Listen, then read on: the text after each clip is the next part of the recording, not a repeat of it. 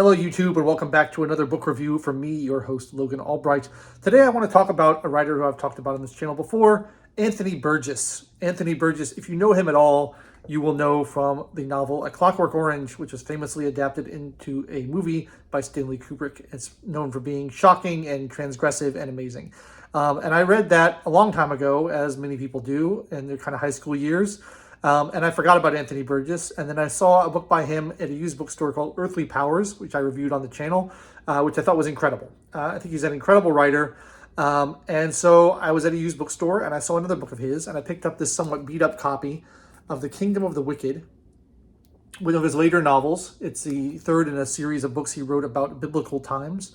This one takes place right after the crucifixion of Jesus, and it talks about Jesus' resurrection, but it's mainly about the apostles and followers of Jesus after he dies and goes to heaven or whatever, and how they kind of spread early Christianity in the Roman Empire. And the Roman Empire is the kingdom of the wicked, and this is intercut with scenes of the Roman emperors engaging in the politics of the day, the backstabbing, the trying to ascend to power, the extreme decadence and cruelty of the empire. And Burgess, in characteristic unflinching fashion, describes acts of great cruelty and sadism by these emperors in very prosaic and kind of normal way. He doesn't exaggerate. He doesn't linger on them. He describes it very matter-of-factly. And the fact that these acts are described very matter-of-factly makes them all the more horrific, because it's just taken as part of what it is to be a Roman emperor, instead of lingering on them and really delving into great detail of them and making a big thing out of them. It's just like, this is what it was like then. So that's kind of shocking. But to me, the most interesting part of the novel is the spread of early Christianity and the arguments that the disciples are having amongst each other. People trying to decide what the best way to spread the faith is, whether they should continue to uphold old Jewish laws, kind of arguing over the same thing Christians argue about today, kind of, how to interpret the words of Jesus. I found that really interesting. And there are many retellings of stories from the Acts of the Apostles and the letters of St. Paul. The conversion of St. Paul is a major part of the book, where Paul goes from Saul of Tarsus, who's one of the member of the Pharisees, a Jewish man who participates in the persecution of the early Christians, who they call the Nazarenes in this book.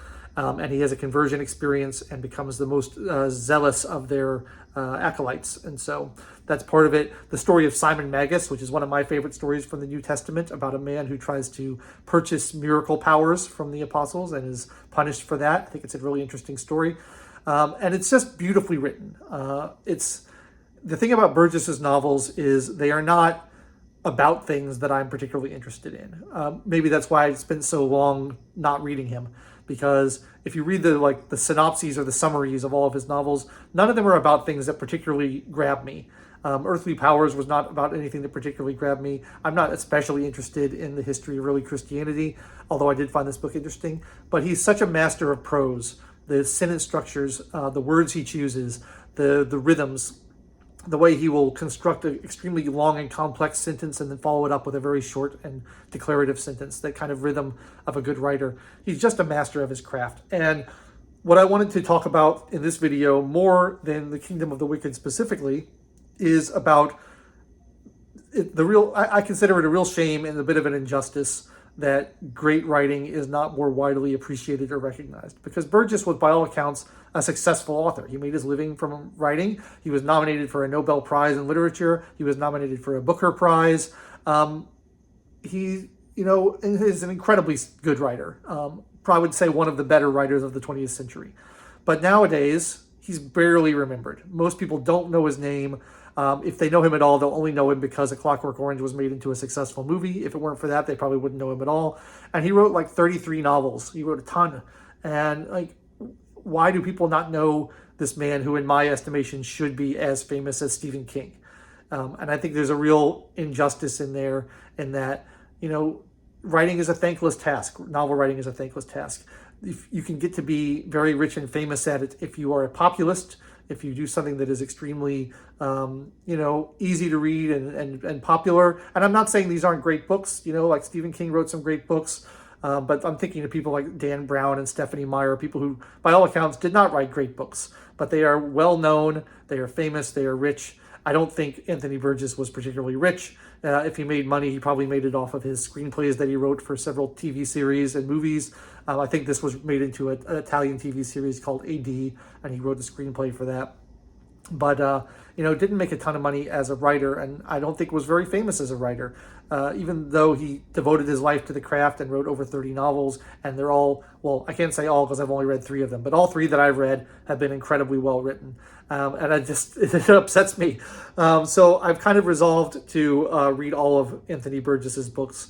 I want to get, and a lot of them are out of print. A lot of them you can't really get in new editions, so I'm going to have to troll the used bookstores and maybe order some stuff online to try to find more of his works. But, it's going to be a huge task to read all of his books because there's over 30 of them. But I want to read all of them because I've enjoyed everything I've read by him. And I just think he's an expert writer. And I want to not only read them for myself, but also kind of spread the word about how great he is to people on the internet who watch these videos. Because if you haven't read Burgess, you really should. And it's also inspired me to look at the list of Booker Prize winners, because the Booker Prize is one of the most prestigious awards that a novel can win. And it's been going for like 50 years. And I realized that I've only read 1 book that has won a Booker Prize, and only about 5 that have been nominated for Booker Prizes. And I've not heard of the vast majority of them. And so, again, seems like an injustice to me that the people who write these incredibly well-written, award-winning novels that are getting the highest honors that you can get as a novelist, nobody knows who they are. Nobody remembers them. Nobody talks about them. And they're just being forgotten by history. And it's sad to me. So what I thought I might do as well, and this is a long-term project, obviously, is start to go through and read the Booker Prize winners in order. So I've ordered a copy of the first one, and we'll see if I enjoy it. It may be a completely thankless task. I may end up not liking any of them. I may find them long and boring and pretentious. I'm not above finding certain books long and boring and pretentious, so I may not like any of them. But if Burgess is anything to go by, and he's the sort of person who gets nominated for Booker Prizes, then I expect I'll find some great things in there. If you have any particular favorites of the Booker Prize winners or nominees, feel free to recommend those to me in the comments, because I'm on the lookout for great works of literature that maybe have not been remembered as well as they should be by future generations. Burgess only died, when did he die? I think he died in like the 90s. So he hasn't been dead that long, really. I guess the 90s is 30 years ago, but it feels like not that long ago to me because I'm getting old. But, he's already, I feel like his legacy is disappearing fast. And it's a shame because, you have these high school reading lists, these kind of Western canon of books that everyone is supposed to read. And A Clockwork Orange has been on that list for some time, but I don't know that it's on the list as much as it used to be. And, even if it is on the list, it's only one of his books, and he wrote so many. So I'd love to see people learn more about his work and read more of his writing, because he really is just a master of the craft. And I wish that I was able to write as good as him. I'd be very happy if I was able to string a sentence together with the same skill and facility that Anthony Burgess was able to do. He was also a composer. He wrote verse, he wrote plays, he did all kinds of things. And, I think he was kind of more proud of his works as a composer than he was as an author, but I've never heard any of his music, and no one remembers his music either. So this is just my little attempt to kind of evangelize the works of Anthony Burgess and others like him, and say, let's not forget about these people. Let's not just read, Hemingway and Faulkner and Joyce and all these people. Let's read some of the people who are deserving of our praise, but who have been forgotten a little bit. And so I can wholeheartedly recommend Kingdom of the Wicked, particularly if you are interested in biblical history. I mean, it's obviously a fictionalized account, so you can't take everything it says literally, but it seems to hew pretty close to the account in the New Testament, as far as I'm able to tell, having read the New Testament myself.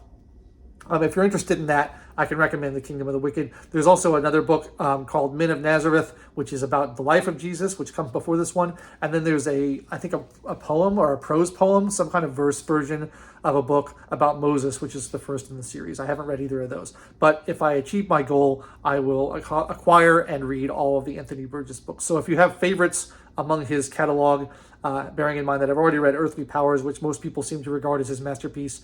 If you do have favorites among his catalog, please recommend them to me in which order I should read them, because I want to get them all, but it's hard to know where to start. I'm kind of starting with the ones that are in print and available on Amazon, but again, I want to get through all of them at some point. So that's what I thought of Kingdom of the Wicked. Really loved it. Recommend all of his work that I've read, and I'd love to know your thoughts in the comments. And why are these great authors so unappreciated in our times? Why is nobody still talking about these people? Maybe there's too many of them to keep track of, but I feel like we need to canonize Burgess's work alongside the other great authors of the 20th century. So that's what I thought. If you enjoyed this review, please like the video, ring the bell for notifications, subscribe to the channel, leave me comments, and check back every week for another book review as I just keep on reading and keep on reviewing for your viewing pleasure. I've been your host, Logan Albright. Thanks so much for watching, and I'll catch you next time.